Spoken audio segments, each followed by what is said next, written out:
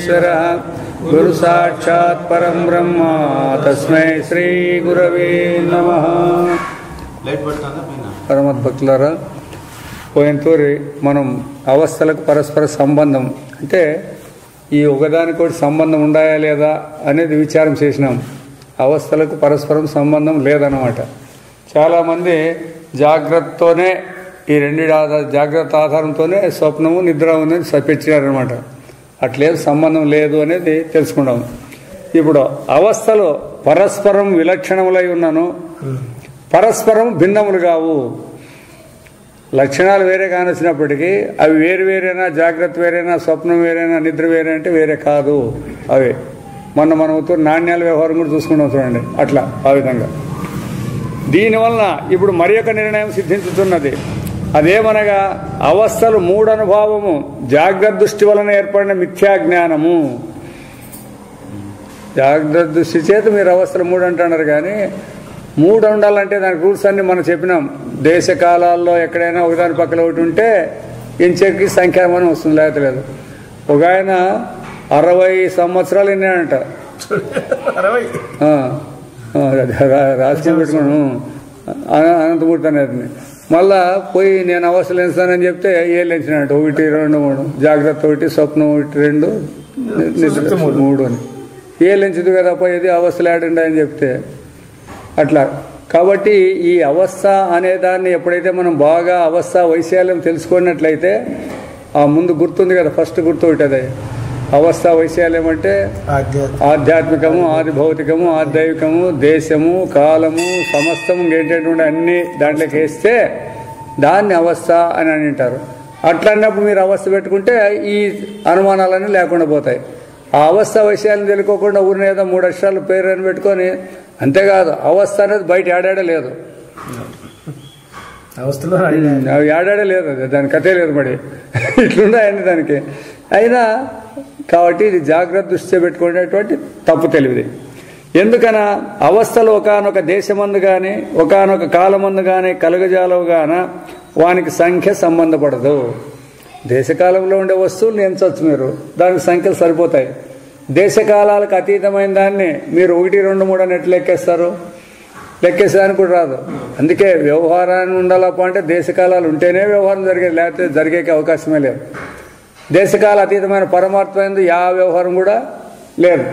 కాబట్టి ఈ అవస్థలు ఎంచేదానికి ఎవరికి కూడా సాధ్యం కాదనమాట. సమాన దేశమున ఒకదాని ప్రక్కలో ఒకటి ఉన్న వస్తువునకు కానీ సమాన కాలమున ఒకదాని తర్వాత ఒకటి జరుగు ఘటనకు కానీ సంఖ్యా సంబంధం ఉండును. కాన కాలం యొక్క అనుక్రమం కానీ కాలానుసరించి కానీ దేశం యొక్క ఆధారం కానీ లేని అవస్థలను వ్యవహరించడే సమంజసం కాదు. మరి మీరు చెప్తాడారంటే మీరు అనుకుంటారు కాబట్టి మేము చెప్తాడాము అంటున్నది. నిజంగా అవస్థ అనేదానికి అర్థం తెలియకపోయినప్పుడు అవస్థలను వాడితే మాత్రం మీకు ఎట్లా తెలుస్తుంది అది? మరి మీరు చెప్తున్నారు కదంటే మీరు అనుకున్న దాన్ని మేము అనువాదం చేసి దానికి అధ్యారోపణ చేసి చెప్తామంటుంది శాస్త్రం, అంతేగాని నిజంగా తాత్పర్యం కాదు అది అని చెప్తుంది అనమాట. ఇంతేగాక ద్రవ్య గుణ కర్మలనడు విభాగమునే గాని వానికి పరస్పరం గల సామాన్య విశేషభావమునే గాని ఏదైనా ఒక సంబంధమునే గాని కల్పించుట జాగ్రత్తలో మనం గాంచు దృశ్యములకే అన్వయించునే గాని మొత్తం అవస్థకు అన్వయింపజాలదు. ద్రవ్యము అంటే ఏదైనా పదార్థము, తర్వాత గుణము అంటే ఎరుపు, నలుపు, తెలుపు అనేది ఇట్లుంటాయి చూడండి. ఇట్లా దానికి మనం జాగ్రత్తలో ఉన్నప్పుడు కల్పించే సంబంధాలు కల్పిస్తారే కానీ మొత్తం అవస్థకి మీరు ఏ విధంగా అది ద్రవ్యమా లేకపోతే గుణమా లేకపోతే జాత ఏమని చెప్పి దాన్ని కల్పిస్తారు మీరు? అందుకే మనం ఏం చేస్తామప్ప అంటే వ్యవహారంలో ఏ దాన్ని పెట్టుకున్నామో దానికి అనుగుణంగా ఏందన్నా రానిలేండి అట్లే లెక్క పెట్టుకొని వ్యవహారం చేసేపోతారు. అందుకే అవస్థలు ఒకదానికి తర్వాత ఒకటి వస్తాయనే పాయింట్ కూడా అదే అనమాట. వ్యవహారంలో అయితే ఒకరు పోయినాక ఒకరు వస్తారంటారు చూడండి, అట్లా మెలకు పోయినాక నిద్ర వస్తుంది, నిద్ర పోయినాక స్వప్నం వస్తుంది, స్వప్నం పోయినాక మెలకు వస్తుందని ఇట్లా ఒకదాని తర్వాత ఒకటి వస్తాయని ఈ బుద్ధి ఆడుందో ఈ బుద్ధినే దాని మీద కూడా అప్లై చేసినాం. నిజంగా విచారిస్తే ఒకటైన తర్వాత ఒకటి వస్తాయనే దానికి ఆధారం ఏముండదు, ఏ ఆధారాలు లేవు. అయినా వ్యవహారంలో మాట్లాడుతూనే ఉండరు, వ్యవహారం జరుగుతూనే ఉంది. దానికి శాస్త్రం కూడా తప్పు తెలివిలో తప్పు వ్యవహారం జరుగుతుంది, దానికేం అబ్జెక్షన్ పెట్టాల్సిన పని లేదు. ఎవరు తప్పు తెలివిలో తప్పు వ్యవహారం జరుగుతూ ఉంటుంది. దాని గురించి ఆర్గ్యూ చేసేకపోకూడదు మనం, ఇది ఎట్లా అది ఎట్లా అనేది. అయితే ఇప్పుడు సత్యాన్ని మనం తెలుసుకునే ప్రయత్నం చేస్తున్నాం కాబట్టి ఇవన్నీ కూడా తప్పు అనేది మనకి బోధపడుతుంది అన్నమాట. మనము మాట్లాడుతున్న భాష జాగ్రత్త అనుభవం తెలుపుటకే జనించి ఉన్నది. మాట్లాడుతున్నామంటే పరమాత్మ తెలిపే కాదు, ఇది వచ్చిండేది మాటలు. మనం వ్యవహారం చేసుకుంటే ఏం పని కావాలో దానికి చెప్పేకి వచ్చినాయి చూడండప్ప. కానీ ఆ భాషను జాగ్రత్త అధిగమించిన అనుభవంకు ఉపయోగించి, జాగ్రత్త కూడా అతీతమైనటువంటి పరమాత్మగా ఉపయోగించి దాని అక్షరార్థమును గ్రహింపవాలని పట్టుబట్టుట అవివేకమే. కాబట్టి అవస్థకు అవతలు ఉండేదాని గురించి ఈ అవస్థలో మీరు ఉపయోగించే భాషను ఉపయోగించి మేము ఇట్లే తెలుసుకోవాలనేది మాత్రము అవివేకము. దానికి ఈ సూక్ష్మ ఎరుగముచే ఈ రహస్యాన్ని తెలియనందువలన సంబంధరహితములైన ఒకదానికోటి సంబంధం లేనటువంటి రెండవస్థలను కల్పించుటకే శక్యము కాదని వెనుకటి ఆక్షేపము ప్రస్తుతమై ఉండెను. వాళ్ళు చెప్పిండ్రి ఏదైనా సంబంధం లేకుంటే చెప్పేకి లేదని ఆక్షేపం వచ్చిండి అనమాట మనకి. మనము జాగ్రత్త బుద్ధికి వస్తువులు, ద్రవ్యము, గుణము, కర్మ, సామాన్యము, విశేషము, అభావం మున్నగు రీతులు దోచున్నవి. ఇన్ని రకాలు మనం వ్యవహారం చేస్తామంటే ఇవన్నీ ఉన్నాయన్నమాట. అన్ని 6 రకాలు ఈ పదాలన్నీ కూడా వస్తుంటాయి ఇక్కడ. అయితే సంబంధ జ్ఞానం లేక దేనిని కూడా గ్రహించుటకు ఈ జాగ్రత్త బుద్ధికి శక్యం కాదు. అయితే ఏదైనా సంబంధం చెప్పితే తప్ప కేవలం అది ఎట్లుందో అట్లే మాట్లాడితే మాత్రం దానికి వాళ్ళకి అర్థమవుతట్లేదు. అది ఏదో ఒక సంబంధాన్ని కలపాలా, ఆ సంబంధం కలిపి దాంతో చెప్తే అప్పుడు వ్యవహారం జరిగేదానికి తెలుసుకునేదానికి కూడా అర్థమవుతుంది అనమాట. కావున కేవలం జాగ్రత్త దృష్టి లెక్కించిన వారికి సంబంధ జ్ఞానం లేకే అనుభవమే కలగజేయాలని భ్రాంతి కలుగుట స్వాభావికము. ఎప్పుడైతే మనకి ఈ విధంగా అలవాటు పడినామో, విచారం లేకనే సంబంధాలు పెట్టుకొని వ్యవహారం చేసేది అలవాటు అయిందో, అట్లా సంబంధం లేకనే వ్యవహారం చేయాలంటే మనకు కష్టం. అందువలన ఏదైనా తెలిసిందంటే సంబంధం ఉంటుందనే భ్రాంతి సహజంగా కలుగుతూ ఉంటుందని. కానీ అవస్థలనే విషయీకరించి చూసి ఒక అనుభవం కూడా గలదు.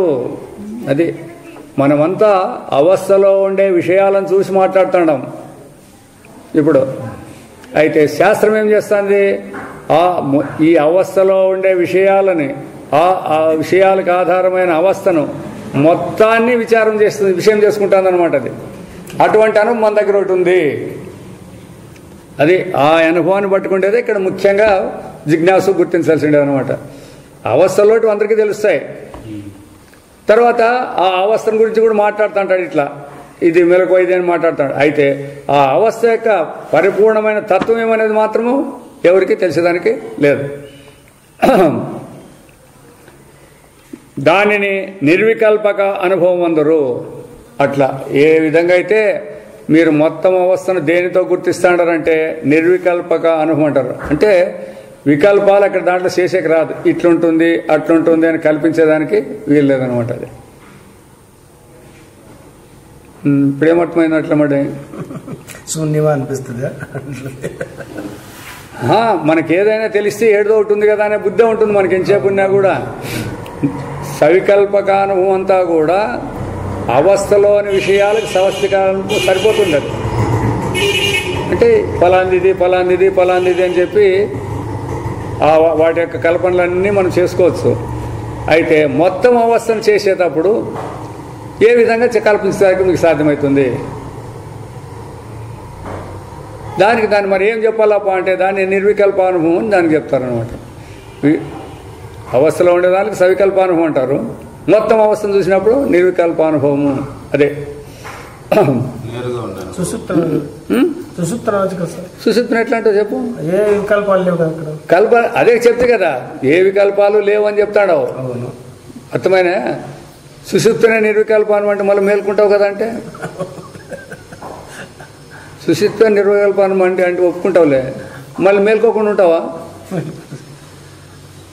మేల్కొండకేమైతాయి వికల్పాలే. అది ఒక ఎగ్జాంపుల్కి మాత్రం చూపించాలి మనం అంతే. సుశుప్త ఎందుకంటే సుశుప్తే లేదని కదా మనం చెప్తాండి. అది అవస్థలే లేవని చెప్తాం లాస్ట్కి. ఎప్పుడైనా మనం ఇది గంటేసి ఇచ్చినామంటే మళ్ళీ దెబ్బ వస్తుంది దీనికి. అదే అట్లా అందుకే వేదాంతంలో ఒక తూరి ఉందని చెప్పినాక మళ్ళీ తీసేసేసానా కష్టంగా ఉంటుంది దాన్ని.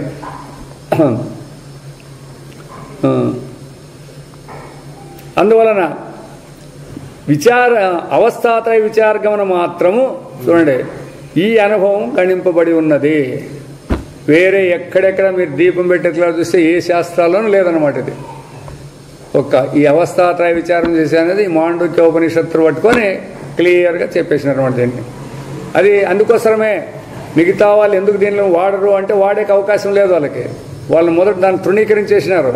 అవస్థలను మూడింట్లో ఒకదానికి సత్యత్వ బుద్ధి ఇచ్చి రెండు దాన్ని తృణీకరించినారంటే పనికి రాని మీద పెట్టేసినారు. ఇప్పుడు సాక్షాత్వం అనుకుంటే వాళ్ళకి సాధ్యమవుతుంది. ఇంకా మూడింటిని దేని తెలుసుకుంటుందని అప్పుడైతే వస్తామండి ఆ సరికి వస్తాండే వాళ్ళు మూడు తెలుసుకోవాల్సిన అవసరం లేదనుకుంటారు. అందుకోసమే ప్రతి ఒక్కడు ఈ నేననే సాటికి అహం ప్రత్యయానికే నిలబడిపోయినారు వాళ్ళంతా. మిగతా దార్శనికులందరూ కూడా ఆటికే నిలబడి దాంతోనే తర్జన పని చేసుకొని వాళ్ళ బుద్ధి కొద్ది వాదించుకుంటూ నీ సరిపోదు, నీ సరిలేదని వదిలేసుకుంటారు అనమాట. అట్లా ఈ అనుభవ దృష్టిదే చూసినప్పుడు జాగ్రత్త అవస్థ అంతయు దానికి విషయమవుతున్నది. కాబట్టి ఆ నేరుగా ఉండే అనుభవానికి మాత్రమే ఈ మెలకువ అనే పదము తెలియబడుతుంది. అంతేగాని ఈ ప్రమాత్రమైనటువంటి వాడు ఉన్నాడు చూడండి, వీనికి మెలకువ అనేది తెలియదు. పదమేం వాడుతున్నాడు, నేను మేలుకుండాననే పదం కూడా వాడతాడు పాపం. అయితే మాత్రము ఆ సమాచారం ఆయనకి తెలిసేదానికి లేదు. అందుకోసమే ఆడే మనం ఎక్స్ప్లెయిన్ చేసి చెప్పాల. ప్రతి ఒక్కరు కూడా నేను మేలుకుంటాను అన్నప్పుడు నువ్వు మేలుకుంటాననేది బాగానే వాస్తవమే, బాగానే ఒప్పుకుందాం. దాన్ని ఉంటివే అనేది ఒక్కటి ప్రశ్న పెట్టుకోవాలా. అది పెట్టుకుంటే చాలు చిక్తారు అంతే. లేకపోతే మళ్ళీ లేదు. అట్లా ఏ దానికైనా కూడా స్వప్నం వచ్చేదానికి పూర్వం నువ్వు ఉంటే స్వప్నం నీకు రావాలంటే, నిద్ర రావాలంటే నిద్ర పూర్వం నువ్వు ఉంటివే లేదా అన్నీ ఇట్లే. యావి చూసినా కూడా అట్లే వేసుకుంటూ పోతేనే అప్పుడు సిక్కకు వచ్చేది, లేకపోతే సిక్కదనమాట. అన్ని సులభమే, ఎందుకంటే అనుభవం చూపిస్తాడు కాబట్టి ఏం కష్టం కాదు ఇది. అయితే అంత సూక్ష్మంగా పోయే శక్తి కావాలి ఇప్పుడు. అది వాళ్ళు అందుకే చెప్తే కదా వాళ్ళందరినీ మహాత్ములు అనేదే. అట్లా సూక్ష్మంగా విచారం చేసి కనుక్కున్నారు కాబట్టి వాళ్ళు మహాత్ములు అనేదే. అప్పుడు మెలకువ యందలి బుద్ధి యొక్క అనుభవం కానీ దాని వలన కలుగు ద్రవ్య గుణ కర్మ సంబంధాల వ్యవహారం కానీ ఉండజాలదు. ఎప్పుడైతే మీరు మొత్తం అవస్థనే విషయం చేసుకున్నారన్నట్లయితే ఆ అవస్థను మీరు కనుక ఇప్పుడు గుర్తిస్తే ఆ అవస్థలో ఉండే దాంట్లో ఉండేటివన్నీ కూడా ఏం సంబంధం ఉండలేదు. ఇంకా ఎప్పుడైతే మన్ను అనేది మీరు గుర్తించినారంటే మన్నులో ఉండే పాత్రలన్నీ దాంట్లో అంతర్గతమే. అర్థమైనా? మన్ను అనేది మీరు గుర్తించినారంటే ఇంక ఎన్నన్నా ఉన్నిలే, మనలో ఎన్ని రూపాలన్నా ఉండి, ఎన్ని నా పేర్లన్నా ఉండి, ఎన్ని వ్యవహారాలన్నా ఉండిలేండి, అవన్నీ దాంట్లో అంతర్గతం అయిపోతుంది ఒకటే మాటతోనే.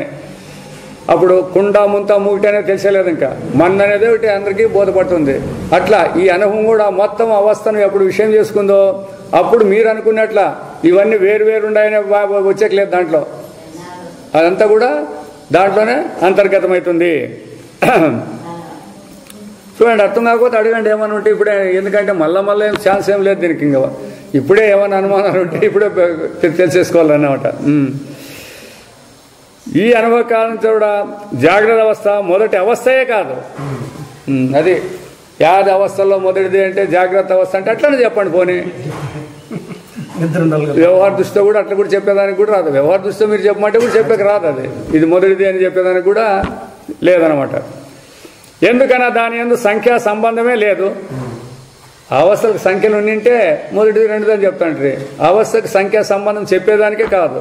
ఎందుకు కాదు అన్నట్లయితే దేశకాలాదుల్లో లేదు అనేది గుర్తుపెట్టుకోండి. అలా మరేమి దేశకాలాదులే అవస్థలో ఉన్నాయి.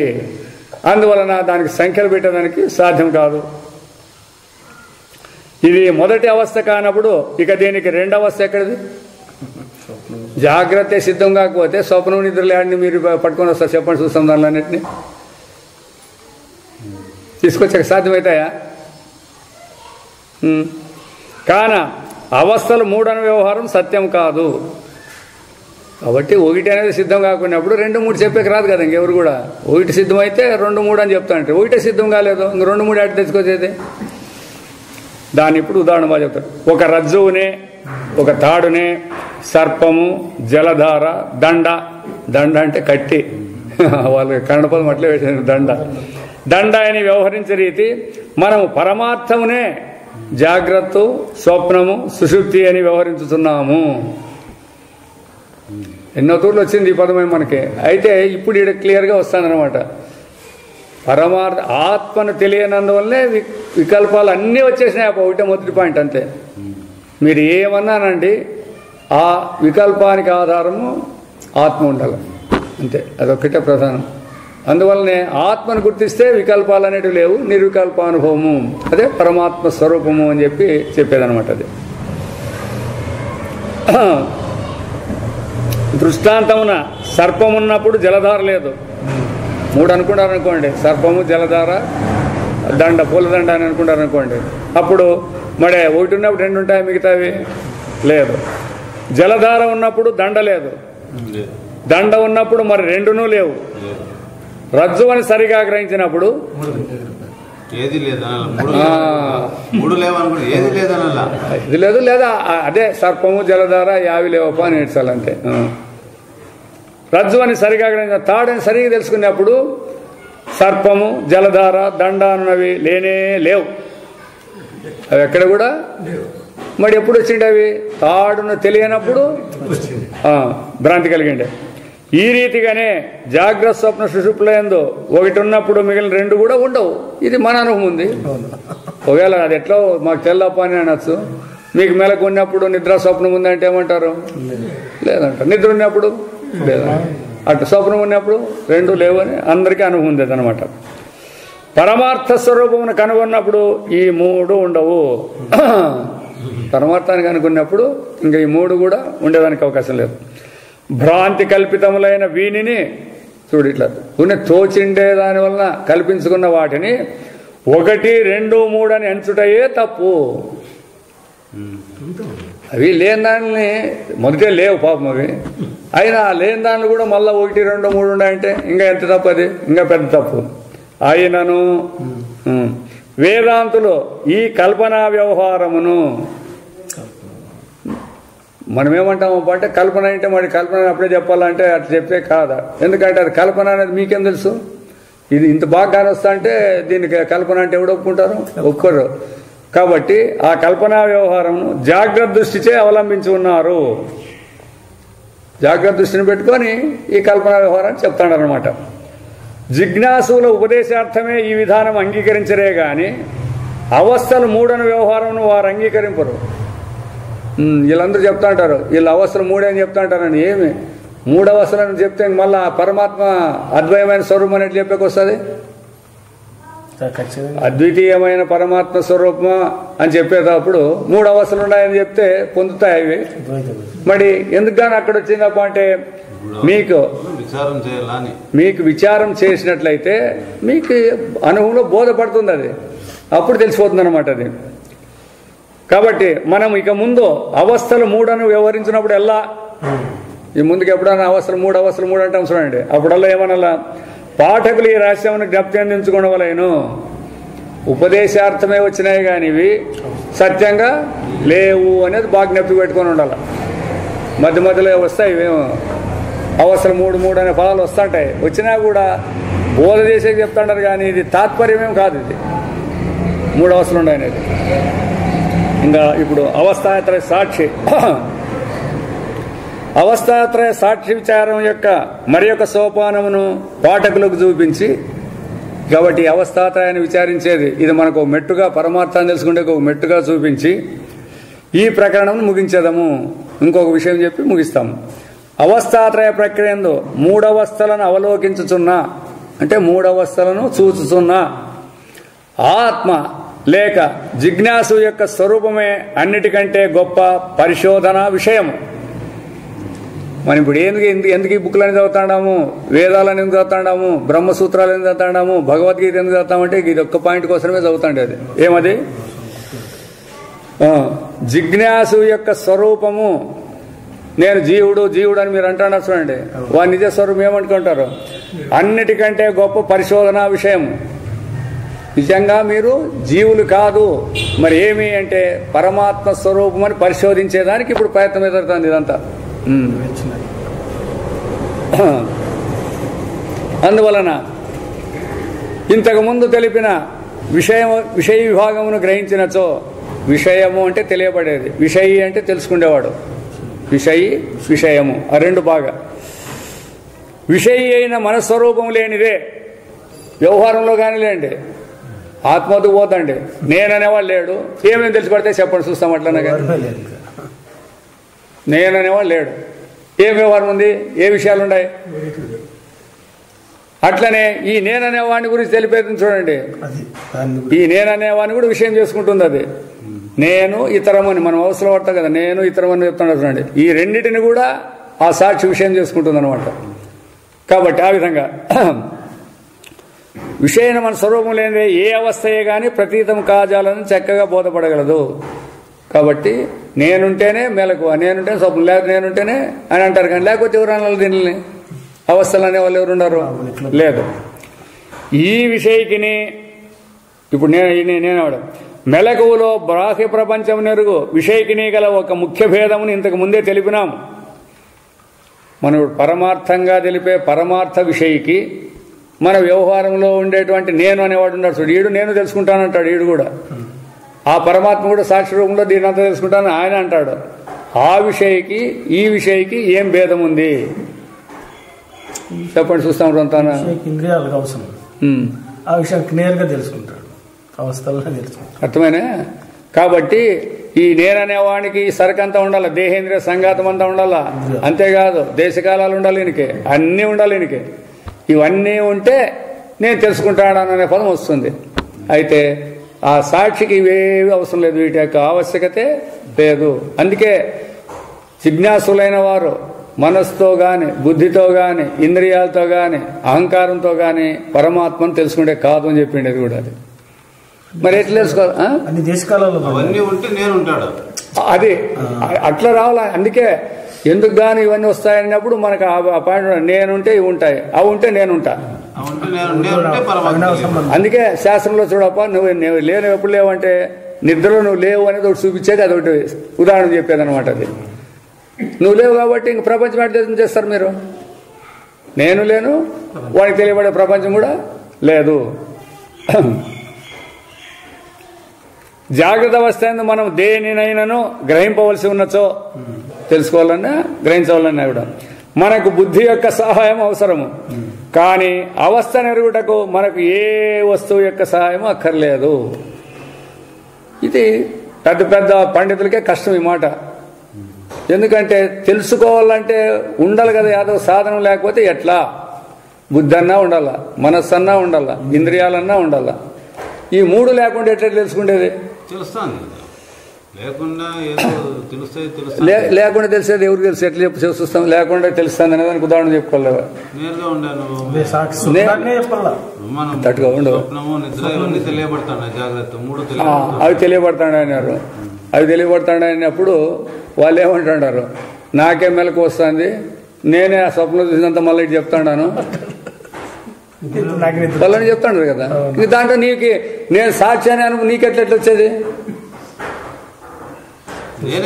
ఇప్పుడు అందరికీ అందుకే కదా, ఇప్పుడు అందరికీ ఇదే ఉండేది. అక్కడ ఇంకొకరు ఉన్నారు కదా, నువ్వు లేవాడా? లేవనేది ఎవరు చెప్పరు?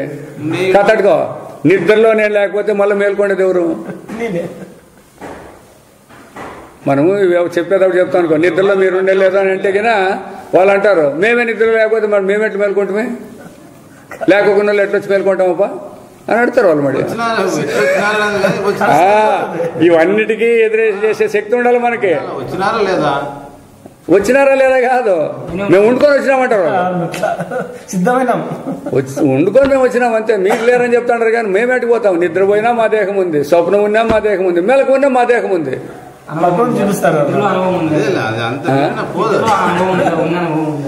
అది అది అది తెలిసింటే కదా. కాబట్టి ఇప్పుడు అది తెలిసేదానికే ఇప్పుడు మనం ఎంతోటి పడేది. కాబట్టి ఆ అనుభవం అనేది పెద్ద పెద్ద వాళ్ళకే తెలియదు, దాన్నే చెప్తాండే. నేను చెప్తాండే అది వేదాంతం బోధ చేసే వాళ్ళకి పట్టు లేదు. అందుకే శంకరాచార్యుల భాష్యం అన్నప్పుడు మనం అదొక్కటే పట్టుకోవాల్సిండేది. శంకరాచార్యులు ఏ విధంగా తత్వాన్ని బోధ చేసినాడు అని, దేని గురించి చెప్పినాడు, దానికే కొన్ని పాయింట్లు కూడా వాళ్ళు చెప్పేసినారు అన్నమాట. శంకరాచార్య మొట్టమొదట ఇచ్చేటప్పుడే చెప్పుకుంటూ వచ్చినాడు. మొట్టమొదట అధ్యాస భాష్యం రాసినాడు అనమాట.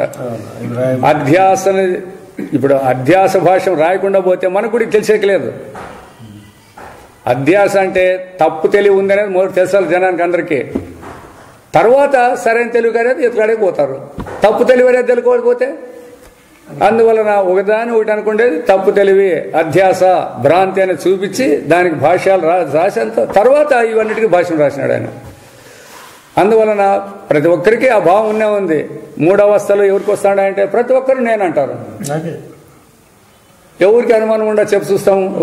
ఎవరికైనా అనుమానం ఉండదా? అయితే ఈ ప్రశ్న వేసినప్పుడు అవు కదా ఎట్లా అనేది వచ్చేస్తాయి అనమాట. ఇంకా దానికి కూడా మనం కూడా ఇంకా తయారు చేసుకోండి. ఎట్లా అన్నట్లయితే ఇప్పుడు మెలకు వస్తానే మెలకు ప్రపంచం కనపడుతుంది అంటున్నారు కదా, అది అంతకుముందు లేకపోతే ఎట్లొచ్చి ఉంటుంది అని అడుగుతారు. అంతకుముందు ఉంటేనే కదా ఇప్పుడు కనపడింది మెలకు ప్రపంచం. మళ్ళీ మేము నిద్ర చేస్తే కనపడింది. ఇంతకుముందు ఉండే, మేము నిద్రపోయినప్పుడు ఉండే, ఇప్పుడు కనపడింది అంటారు. వాళ్ళకి ఒక్కో ప్రశ్న వేళ స్వప్న ప్రపంచం ఉండి స్వప్నం వస్తానే వస్తుందా లేకపోతే ఎట్లా వస్తుంది అని అడగాలి వాళ్ళని.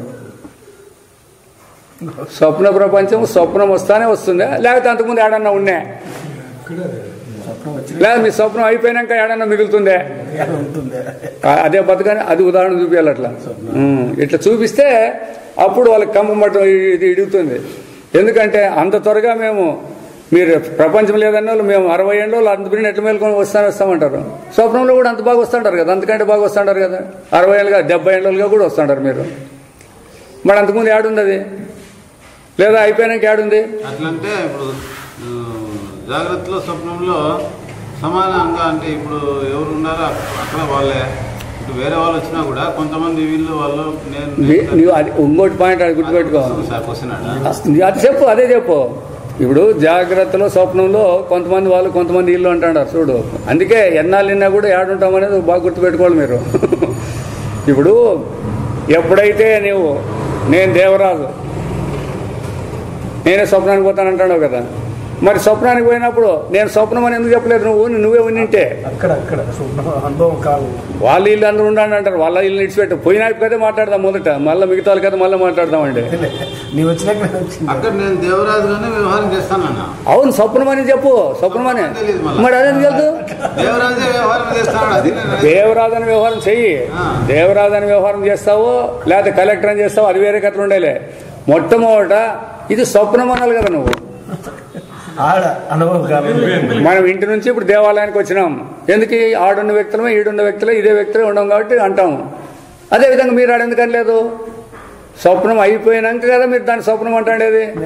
స్వప్న సమకాలంలో అది వచ్చిందంటే నువ్వే ఉండవు లేప అంటాంటే వాళ్ళు ఇంతమంది వీళ్ళు ఇంతమంది. ఇప్పుడు వాళ్ళు మాత్రమే గ్యారెంటీ ఏమి ఉండదు అనుకున్నా. ఇప్పుడు వాళ్ళు కూడా వాళ్ళే స్వప్నంలో వాళ్ళు ఎట్లుండారో జాగ్రత్త వాళ్ళు కూడా అట్లే ఉండారు. అయినా కూడా జనానికి ఏమో తెలియదు కదా. అందుకే స్వప్న ప్రపంచము స్వప్నానికి కట్టుబడింది, మెలకు ప్రపంచం మెలకు కట్టుబడింది. అంతేగాని వీళ్ళే ఆడుండారని కానీ వాళ్ళే ఇక్కడ వచ్చినారని మాత్రం అనొద్దండి. ఒకడే పోతాడనే కూడా లేదు. సరే ఇంకోటి ఉంది, ఆ వృత్తిలే ఉన్నాయి. ఇప్పుడు నువ్వు దేవరాజు అనే ఆయన ఇక్కడ హాయిగా బాగా ఆరోగ్యంగా ఉండవు. ఆ స్వప్నంలో నీకు కాలుకుంటూ కన్నుకు సేవ లేకుండా ఏదో పని చేస్తాడు. అప్పుడు ఎట్లా నువ్వు ఎట్లయితావు?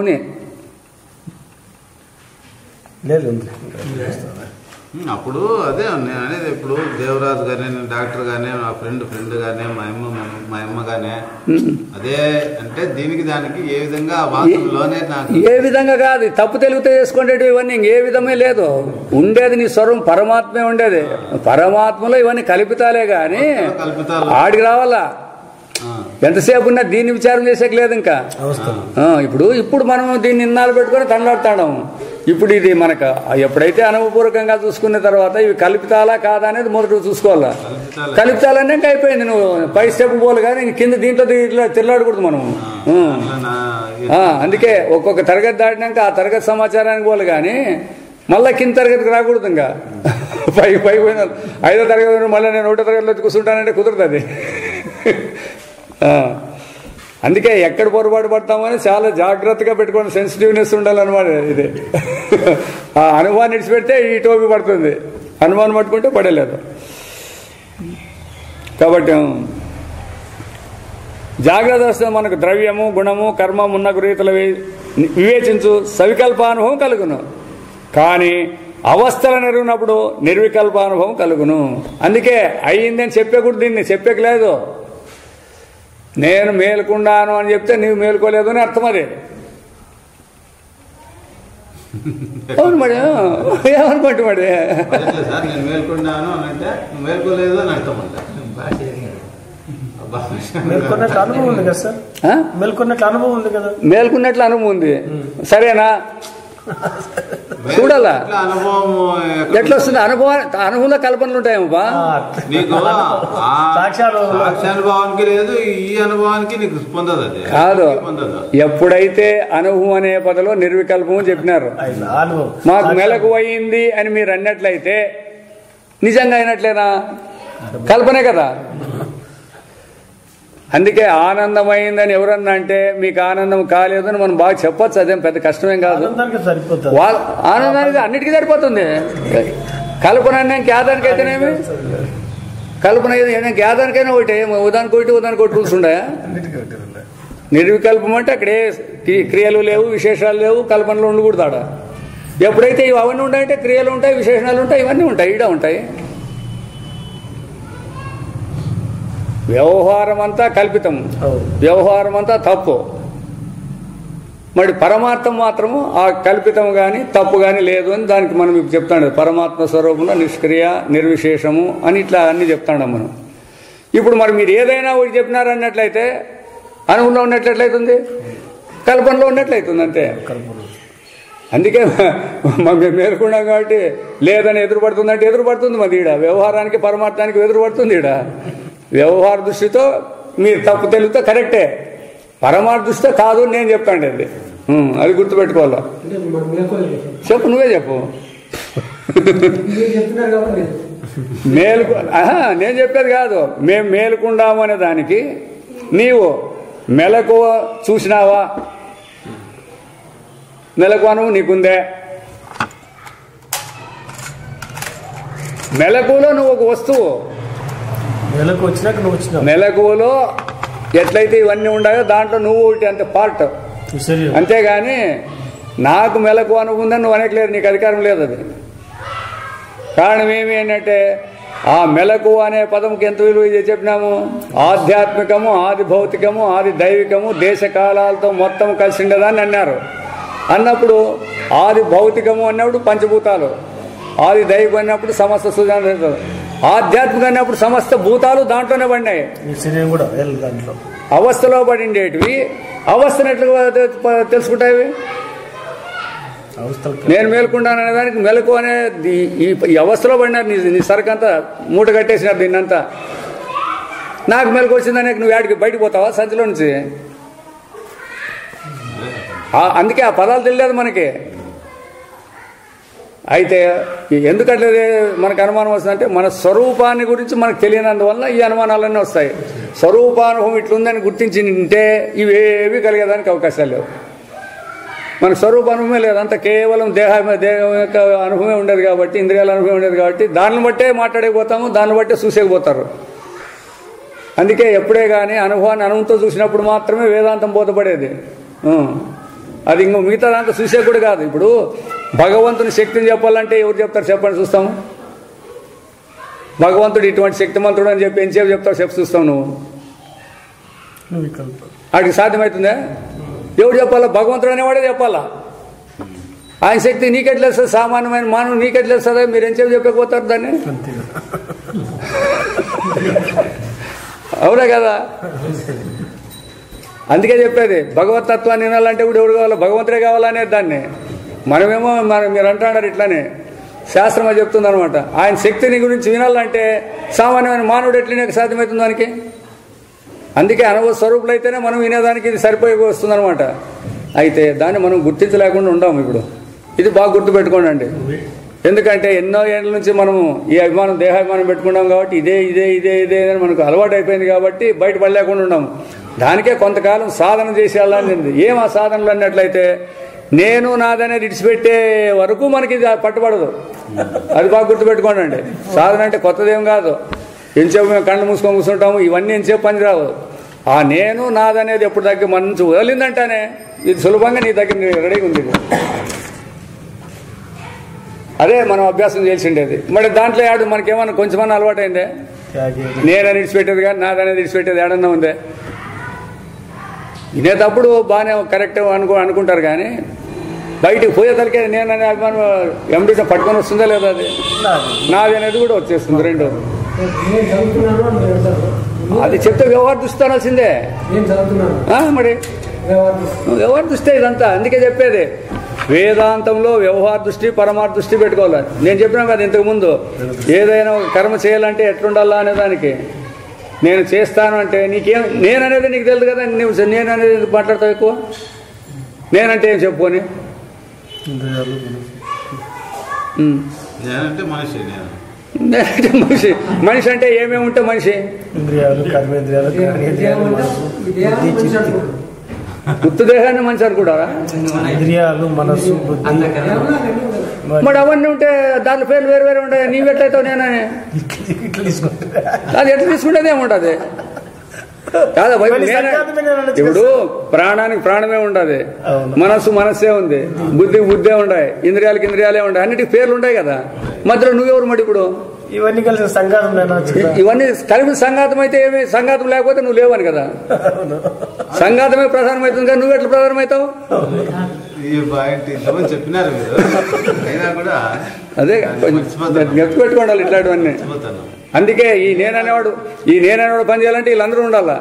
అవన్నీ పని చేయాలంటే ఈ నేననేవాడు కూడా ఉండాలా.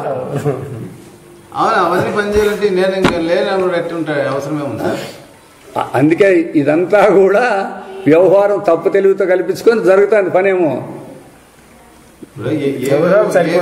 వాటి పని చేస్తా ఉన్నాయి. ఏవేవి స్వతంత్రంగా ఎట్లా పనిచేస్తాయి కానీ ఎవడన్నా ఉపయోగించేవాడు ఉండాలి కదా. దాన్ని చూసేకి నేననేవాడు కన్నును ఉపయోగిస్తే కానీ కన్ను చూడదు కానీ అదంతకదే ఏదో చూస్తుంది. కరెంట్తో పనిచేసినట్ల.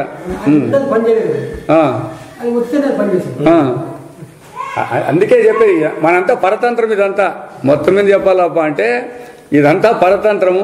ఆ స్వరూపాన్ని ఇడిచిపెట్టి పరతంత్రమే స్వతంత్రము అని మనం స్వరూపం నిలబడినాం. మనమంతా మన నిజ స్వరూపాన్ని వదిలినాము. ఏది పని చేస్తుందో దాన్ని వదిలేసినాం. ఇప్పుడు మీకు ఎందుకు పని చేస్తుందంటే అదేం పని చేసే క్వశ్చన్ లేదు దానికి. అయితే ఈ వ్యవహార దృష్టితో మీరు పని జరుగుతుందంటారు కదా, ఆ పని జరిగేదానికి ఆధారం ఇది. ఇప్పుడు బల్బు వెలుగుతుందంటే కరెంటు వచ్చింది అని చెప్తారు. బల్బు లేకుండా కరెంట్కి ఏమి నొప్పి లేదు. అది కర్మ జరగాలని లేదు, క్రియ జరగాలనేది లేదు దానికి. అట్లా మన స్వరూపానికి కూడా ఏ కర్మలు లేవు అవి. అయితే ఉపాధుల ద్వారా తగిలించుకొని ఈ ఉపాధులు చేసేదాన్ని దానికి తగిలించకపోతాడు. ఇప్పుడు పుట్టినారు అని అంటాడు నాకు, సచ్చినారు అన్నారు అనుకోండి. పుట్టేది ఏమిటిది? దేహము. సచ్చేది మరి నేను పుట్టినాను నేను చస్తాను ఎందుకనేది ఎట్లా? వాడు సచ్చేవాడు కాదు, పుట్టేవాడు కాదు వాడు. అందుకోసమే ఎప్పుడైతే ఈ తత్వాన్ని తెలుసుకున్నారంటే వానికి పునర్జన్మ లేదు అని గ్రహించేది అట్లా ఆ దృష్టి చెప్తారనమాట. ఉందిలే భగవద్గీతలో కూడా వస్తుంది అట్లా. ఎప్పుడు అంత్యకాలేచ మామేవ స్వనన్మావ కళేవరం అంటాడు. ప్రయాణ కాలంలో అతడు దేహాన్ని విడిస్తే దాన్ని ఏం చెప్తున్నాడంటే మరణము అని చెప్తున్నారు. నిజంగా అది దేహం యొక్క విసర్జనే గాని వాడాడికి పోతాడు. వాడు దేహం ఇడిచిపెట్టాడు అంతేగాని వాడుండాడు, వాడిపోతే ఇంకో దేహం ధరించాలనేప్పుడు వాడు ఉండాలి కదా. ఈ అంగి ఇడిచేసినప్పుడు అంగి తోడుకుంటే ఉండాలి కదా. వాడెందుకు వస్తాడు? ఆ విధంగా అన్వయం చేసుకోవాలంటుంది శాస్త్రం. అట్లా మనం ఏం చేసినామంటే ఈ దేహం పుట్టితే పుట్టింది, దేహం సస్తే సచ్చింది అని ఆత్మకే ఆపాదించుకోవాలంటే నాకే నేను పుడతాను నేను సస్తాను అని ఇట్లా కల్పించుకున్నాం అన్నాడు. దేహ భ్రాంతి చేత ఆ విధంగా మనం తయారైనాం. కాబట్టి ఈ దేహం సత్యం కాదు అనేది రావాలా. ఈ ప్రక్రియ అది.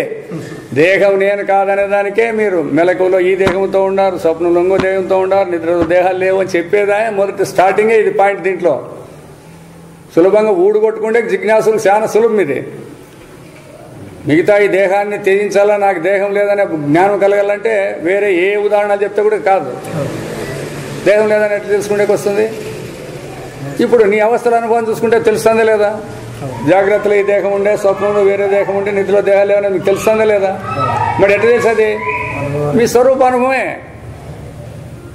ఎప్పుడు ఆ స్వరూపానుభవం అంటేనే అది మనమైతే అయిపోయింది. ఆడికి ఇంక వేదాంతం ముగిసింది. ఇంక మళ్ళీ కిందికి రావచ్చే పని లేదు, పైకి పోయే పని లేదు. ఇంకా అదే ఫైనల్ ఛాన్స్. అది తెలియనప్పుడు ఇంకా కిందికి పైకి ఇగ్గులాడుకుంటూ ఇవన్నీ చేసుకుంటూ రావాలన్నమాట ఇది. అందుకే సాధనలు అవసరమప్పా. మీరు వేదాంతం తెలుసుకోవాలని ఒకటో తోరే పరమాత్మ కావాలంటున్నారు.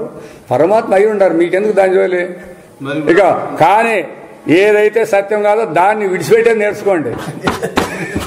ఏది సత్యం కాదో దాన్ని విడిచిపెట్టండి. దేహం నేను కాదు, మరి నువ్వు ఎట్లున్నావు అని అడుగు. నువ్వు ఎట్లుండేవని చెప్తు కదా, నీకే దేహం ఉంటేనే నేను ఉంటానని నువ్వు అనుకోండి వాడి నుంచి అట్లా అంటాడావు. నిజంగా నీ నిజస్వరూపం ఎటువంటిది? అది నీకు అనవసరం. దాంట్లో ఎట్లుంటాను ఎట్లుపోతాను అనేది అవసరాలు లేవు. ఇక్కడ ఉండేదే పరమాత్మ అంటారు, దాన్ని శాస్త్రం అంతే. అది కూడా ఏం చెప్పే పని లేదు. ఆ పదము బోధకే అంతే. వాళ్ళు ఉండేది పరమాత్మ, ఆత్మ, బ్రహ్మ, చైతన్యము, అనుభవం ఇట్లా చెప్తుంది అంతే. ఎట్లుండాలనేది కానీ ఎట్లుండాలి కాబట్టి ఇట్లే తట్టుకో. దానికి ఉదాహరణగా చెప్తుంది, ఆభరణం లేకపోతే బంగారు ఎట్లుంటుంది? ఆభరణం లేకపోతే బంగారు ఎట్లుంటుంది? బంగారుగానే ఉంటుంది, అవునే కదా? ఆభరణం ఉన్నప్పుడు కూడా బంగారుగానే ఉంది, ఎప్పుడు బంగారుగానే ఉంటుంది అది. అయితే నీవు ఆ రూపనామాలు పట్టుకొని అవి నావి అనుకుంటే ఎట్లా ఊడిపోతుంటే జారిపోతుంటాయి దానిని. కాబట్టి నీ స్వరూపానికి వేదాని యొక్క అంటు లేదు అని దాన్ని చెప్పేదానికి వచ్చేసింది అనమాట.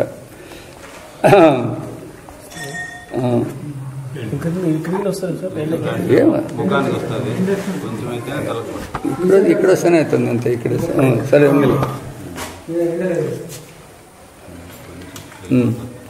కాబట్టి అందుకే జిజ్ఞాసు యొక్క స్వరూపమే, ఈ జిజ్ఞాసు స్వరూపమే తెలియదు. అందుకే ఎవరైతే వేదాంతంలో పరమాత్మను తెలుసుకోవాలనుకుంటున్నారో ఆ తెలుసుకునే వాళ్ళ యొక్క స్వరూపమే పరబ్రహ్మ, అదే ఆత్మ అని శాస్త్రం చెప్పేకి వచ్చింది. అదంతే. బయట ఎవరో వేరే వాళ్ళు ఉంది, వేరే వాళ్ళు సరిగ్గా చెప్పేకి రాలే.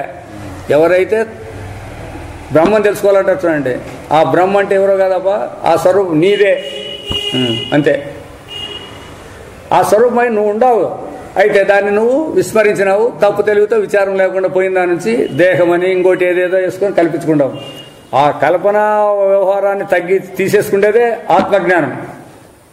ఆత్మజ్ఞానం కొత్తగా కలగాల్సింది కాదు, అది అనాత్మ జ్ఞానాన్ని తొలగించుకోవడమే ఆత్మజ్ఞానం. ఏది మీరు తప్పుగా తెలుసుకుంటారో ఇది తప్పు అని ఎప్పుడు గుర్తిస్తారో అప్పుడు సరైన దానికి మనమే ఆడే ఉంటాం. అంటే దాన్ని గుర్తించాల్సిన అవసరం లేదన్నమాట.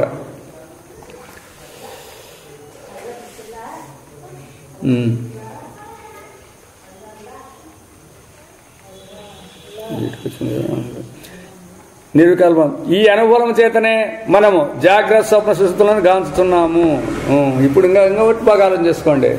ఎట్లా అన్నట్లయితే మీరు జాగ్రత్తకు కానీ లేదా స్వప్నానికి కానీ లేదా ఏదో ఒక అవస్థ కట్టుబడినారనుకోండి. ఉదాహరణకి కట్టుబడినప్పుడు ఆ అవస్థ పోతానే మీరేం కావాల్సి ఉంటుంది? ఆ అవస్థతో పాటే పోవాల్సి ఉంటుంది. ఇంక రెండు అవస్థను చెప్పే మీకేం అధికారాలు ఉంటాయి? ఇప్పుడు మనం మూడవస్థల గురించి చెప్తాండామంటే మూడవస్థలకి సంబంధం లేకుండా పక్కనున్నాము కాబట్టి ఆ మూడు అని చెప్తాడారు. ఆ మూడవస్థలో మీరు ఏదైనా ఒకటి అయ్యిందంటే ఎట్లా చెప్పేకి వస్తుంది మీకు? ఇప్పుడు దేవాలయం నుంచి బయటకు పోయినాడు అనుకోండి, ఇంకెవరైనా వచ్చిపోయేది ఆయపెట్టి చెప్తాడు. ఇక ఇక్కడ కూర్చున్నాడు వాడు ఉంటాడు చూడండి, వచ్చే వాళ్ళని పోయే వాళ్ళని చూసుకుంటుండేవాడు. ఆ వచ్చిపోయే దానికి సంబంధం లేకోకుండా కూటస్థ నిర్వికారం అని చెప్తారు చూడు. అట్లా ఉండేటువంటి ఈ స్వరూపమే ఈ మూడవస్థలు చెప్తాను. కానీ మనమేమనుకుంటున్నాము? నా బుద్ధి, నా మనస్సు, నా ఇంద్రియాలు చెప్తాను మనం అనుకుంటున్నాం. అందుకోసమే ఆ అనుభవం చూసుకోవాలన్నప్పుడు నేను ఇప్పుడు మాట్లాడుతాండే మాట దీని ఎక్కడి నుంచి ఎట్టెట్లు వస్తుంది, దీని స్వరూపమేమి. అందుకే రమణ మహర్షి కూడా నేను అనేదాన్ని విచారించాడు అప్ప అన్నాడు ఆయన. అంతే స్పష్టంగా చెప్పి నేను తెలుసుకోండి అన్నాడు. మరి నేనంటే మనం ఇయ్యాల వరకు అనుకున్నట్లు ఇట్లా ఈ నేను తెలుసుకొని మేమే పరమాత్మ అంటే ఎట్లయితుంది? అట్లా కాదు.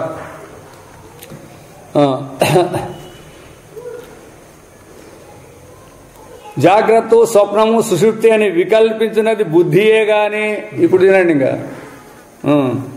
ఈ నిర్వికల్పానుభవం కాదు. మెలకు వచ్చినాకనే కదా నాకు ఇది మెలకు, అది స్వప్నము, అది నిద్ర అని చెప్తాండి. అది బుద్ధి వ్యవహారమా లేకపోతే స్వరూప విషయం? ఇది స్వరూపం ఏమి చెప్పలేదు. అది దానికి అవయవాలు ఉంటేనా? దానికి నిరాకారము, నిర్వికారము. చెప్పేది బుద్ధి కూడా చెప్పదు కదా సార్. నేను బుద్ధి కదా చెప్తాండి. అది ఇప్పుడు వాడు ఇప్పుడు మెలకు అనేది చెప్పేది బుద్ధి ఇంకేం చెప్తుంది అనుభవం చెప్తాందే వచ్చాడు మనకి మనస్సు అనగానే అది అంతఃకరణం. అది ఏదన్నా వేసుకో, మనసు కన్నా వేసుకో, బుద్ధి కన్నా వేసుకో, చిత్తానికన్నా వేసుకో, అహంకారం కన్నా వేసుకో, పర్వాలేదు. 4 దాంట్లో ఏదానికన్నా వేసుకో. అంతఃకరణం మధ్య ఈ 3 అవస్థలకు పరస్పరం సంబంధం లేదని చెప్పుటకు ఈ అనుభవమే ఆధారం. వీళ్ళంతా సంబంధం ఉందని చెప్తాడారు మనోళ్ళంతా. ఎందుకు చెప్తాడారు అప్పాక అంటే ఈ బుద్ధిని ఆశ్రయించుకొని చెప్పే మొదలుపెట్టారు పెద్ద మనుషులంతా. మనం వేదాంతాలన్నీ చెప్పుకుంటారు. ఒకదానికోటి సంబంధం, దీని నుంచి దానికి సంబంధం ఉంది. జాగ్రత్త, వాసన, జన్యం, స్వప్నము, అది ఈ విధంగా సంబంధాలు కల్పించింది. వీళ్ళ పని వీళ్ళది. ఎట్లా కల్పిస్తారా మీరు దానికి వాసనాజన్యాలని? వాసన అనేది ఎప్పుడు ఉండాలో అంతఃకరణం ఉంటే వాసన ఉంటుందిలే. మెలకు పోతానే మెలకు అని దేహము అని అంతఃకరణమే పోతే వాసన అనేది ఆటిపోతుంది స్వప్నానికి. నిద్ర నిస్సారము అజ్ఞానం అంటే మళ్ళీ ఇంకా అది ఇంకా పెద్ద అది. అది ఎట్టెట్లు కనిపెట్టినారు, ఏం కథ పదాలు కనిపెట్టినారు, జనాలందరినీ ఒత్తిపారేసినారు ఇట్లా. 3 అవస్థల రాకపోకలను స్వానుభవంచే నేరుగా తెలుసుకొనుచుండు మన స్వరూపమును వేదాంతులు సాక్ష్యందురు. వాళ్ళు వాడతారు పదాలేమో. వేదాంత ఈ శంకర భాష్యాన్ని కాకుండా వేరే చెప్పేవాళ్ళు కూడా సాక్షి పదాలు వాడతారు, బ్రహ్మ పదాన్ని వాడతారు, అవస్థల్ని వాడతారు. మీరు పొరపాటు పడకూడదు. అవి వాళ్ళు వాడతారు. ఎట్లా వాడుతాడారు అనేది మాత్రం మనకు తెలియదు. అయితే శంకరాచార్యులు చెప్పాడు వాళ్ళు ఎట్లా వాడతారప్ప అంటే స్వప్నావస్థను వచ్చి మెలకుల గురించి మాట్లాడుతుంటారు. నిద్రావస్థను వచ్చి ఇటు మాట్లాడుతాడు. నిద్రావస్థలో నిద్రానుభవం ఎట్లుండే చెప్పమని అది చెప్పమను. నిద్రావస్థలో నువ్వు ఎట్లుంటావు చెప్పమని చూస్తాం. ఏం చెప్తారు ఇంకా? అవును, మెలకులో చూసింటే కదా మరి చెప్పాల్సిండే నువ్వు.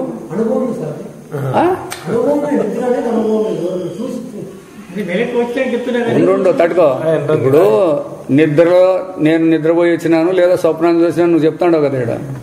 మరి నువ్వు చూసి వచ్చింటివే దాన్ని నేనే. మరి ఎట్లా చెప్తావు మరి అనుభవం లేకపోతే? యానం పొంద అనుమానం పదం అంటే యాదానికి అది మనస్సు అనుభవమా బుద్ధిదే యాదదే నేరుగా ఉండే అనుభవం అని చెప్పాలి. నేరుగా ఉండే అనుభవం అయినప్పుడు నువ్వెవరు మరి చెప్పేదానికి? నేను చెప్తాననే దానికి నువ్వు నేను చెప్పలేదు. నేరుగా ఉండే అనుభవం నాకే కదా అంటారు. దాని మీద వచ్చింది నేరుగా ఉండే అనుభవం నాకే కదా. నీవు అనుభవంలో ఉన్నప్పుడు చూపి అట్లుంటే చూపి అది కూడా ఒప్పుకుంటావు. అనుభవంలో నీవు అనుభవ స్వరూపుడు అంటే ఏమన్నా ఇంద్రియాలు ఉన్నాయా మీకు? ఉండా చెప్పండి. ఏ ఇప్పుడు నిద్రలో ఉన్నప్పుడు నీకు ఏ ఇంద్రియాలు ఉండే చెప్పి చూస్తాము. మరి ఏడు లేకుండా నాకు అనుభవం నువ్వు ఎట్లంటావు ఆడుగానే. అదే అన్ని బుద్ధితో మాట్లాడే మాటలు ఇవంతే. అందుకే తత్వాన్ని తెలుసుకోవాలన్నప్పుడు ఆ విధంగా మనం దాన్ని సూక్ష్మంగా గ్రహించేది పట్టుకోవాలి దాన్ని. నిద్రలో ఎంత శబ్దమైన వినపడదు. మరి అయితే మరి మీరంత శబ్దం చేస్తాడని నేను నాకు మెలకు వస్తారు చేస్తానంటాడు. ఎందుకు అట్లా ఎట్లయినారు? మెలకు వాడు ఏమంటాడు? మీరు శబ్దం చేసి నుంచి నాకు మెలకు పోయిందని అంటాడు వాడు. అలారం పెట్టినప్పుడు అవును. ఎందుకు? ఎవరికి? నిద్రపోయేవాడికంట. వాడు ఉంటాడా అని మేము ఇప్పుడు అడుగుతాండి. అది ఆ నిద్రపోయేవాడు ఉన్నా అని. వాడికి మనస్సు బుద్ధి ఇంద్రియాలు అన్నీ ఉంటే ఇప్పుడు మేము ఉంటాయి కదా. ఎట్లా నిద్రపోతాం? నిద్రపో చూస్తాము. ఇప్పుడు నిద్రపోని చూస్తాం. మీకు అన్నీ ఉన్నాయి కదా. ఇప్పుడు నిద్రపోని చూస్తాము. అవి లేని ఆ లేని స్వరూపాన్ని నిద్ర అంటున్నారు మీరు. అది స్వరూపం అనుకోలే మీరు. అర్థమైనా లేదా మీకు? అవి లేని స్వరూపాన్ని పరమాత్మ శాస్త్రాలు చెప్పినాయి. మీరు దాన్ని నిద్ర, నేను నాకు నిద్ర వచ్చిందని నువ్వు వేసుకుంటాడు. అందుకే ఆడ ట్విస్ట్ అయిపోయి ఇంతవరకు బయటపడుకోకుండా ఉండేది. ఇదొక్కటే అది క్లియర్గా విచారించుకుంటే సరే అనమాట. ఎందుకు కానీ మనకి ఇప్పుడు నిద్ర రాలేదు, ఆడ ఎందుకు కానీ ఇవి లేవు. ఆ రెండు విచారించి ఇప్పుడు అయిపోయాయి కదా. అట్లా ఈడెందుకు ఉండాయి ఆడ లేవు అనే ఆ తెలివి నీకు వచ్చిందంటానే అప్పుడు ఈ రెండింటికి సంబంధం లేనివాడే ఎండాలి నువ్వు వెంటనే. అందుకే ఎక్కడ కానీ వేదాంతాన్ని పట్టుకోవచ్చు, టకటక పట్టుకోవచ్చు. అయితే మనకి ఇంకా సూక్ష్మశక్తి లేదు కాబట్టి ఒకవేళ తెలిసినా ఇది తెలుసు కదా. మళ్ళీ వాసన కంటిన్యూ పట్టుకొని వచ్చి మళ్ళీ ఈడికే గడుపుతుంది వచ్చి. ఇన్నంచేపు వింటుంది, బయటకు పోయినాక ఏదో అప్పుడు ఇన్నాను నాకు అని ఆడు బాగా రాసుకొని వస్తాడు. ఇట్లా నేను ప్రశ్న వేయాలని వేసుకొని వస్తాడు. ఎందుకు ఆ బుద్ధితోనే ఆడే అడిగిడ్సు, ఆ ప్రశ్న రాసేటప్పుడు అడిగిడ్సు. ఇంతకు ముందు ఆడు ఎట్లేంటివి ఇప్పుడు ఎందుకు రాస్తాడని అడిగితే ఆడే తెలిసిపోతుంది. ఇటు వరకు వచ్చే పని లేదు మన దగ్గరికి. కాబట్టి మూడవస్థల రాకపోకలను స్వానుభవంచే. ఆ స్వానుభవం అన్నప్పుడు జనం ఏమనుకుంటారు, ఎట్లయితే అనుభవం ఉందో ఇంద్రియ అనుభవం ఆ అనుభవం అనుకుంటున్నారు అందరూ. స్వానుభవం అంటే స్వరూపానుభవం అనేది రాలేడ. నేరుగా తెలుసుకుంటే మన స్వరూపం వేదాంతులు, సాక్షి అందరు. అవస్థాత్రయ దృష్టిని అవలంబించిన వేదాంతులు తప్ప మళ్ళీ లెక్కేసుకోండి. మళ్ళీ తక్కిన ఎవరునూ తమ శాస్త్రములందు ఈ సాక్షి స్వరూపం ఈ రీతి ప్రతిపాదించలేదు. వాళ్ళు సాక్షి అని చెప్తారు, మనమంతా సాక్షి స్వరూపులేని వాళ్ళు కూడా అంటారు. ఏమనుకోకుండా మోయలేదు మీరు. దానికే మీరు సాక్షి అంటారు, వాళ్ళు సాక్షి అంటారు. మీది గొప్పతనం ఏమి అంటారు. ఇది ఈ అనుభవం అనే దాన్ని పట్టుకొని ప్రతిపాదించిండేది వీళ్ళు శంకరాచార్యులు వాళ్ళు. మిగతా వాళ్ళంతా దాన్ని ఇడిచిపెట్టి ఊరినే సాక్షి సాక్షి మన స్వరూపం కూడా సాక్షి అని బుక్లో రాసినారు, కంటపడి దాన్ని చెప్పకపోతాడారు. అట్లా కాదు. ఈ సాక్షి చూస్తే వేదాంతంలో నడిచిన తీర్మానములను ఇప్పుడు తెలుసుకుందాం. కాబట్టి ఎప్పుడైతే సాక్షి దృష్టితోనే ఇవన్నీ కూడా చూడండి, ప్రమాత దృష్టితో కాదు, సాక్షి అనుమతితోనే ఏమేమి తీర్మానాలు చేసినారు వేదాంతులు. సద్గమయ జ్యోతిర్గమయ అమృతంగమయ. ఓం సహనావతు సహనౌ భునక్తు సహ వీర్యం కరవావహై తేజస్వినావధీతమస్తు మా విద్విషావహై. ఓం పూర్ణమదః పూర్ణమిదం పూర్ణాత్ పూర్ణముదచ్యతే పూర్ణస్య పూర్ణమాదాయ పూర్ణమేవావశిష్యతే. ఓం శాంతి శాంతి శాంతి.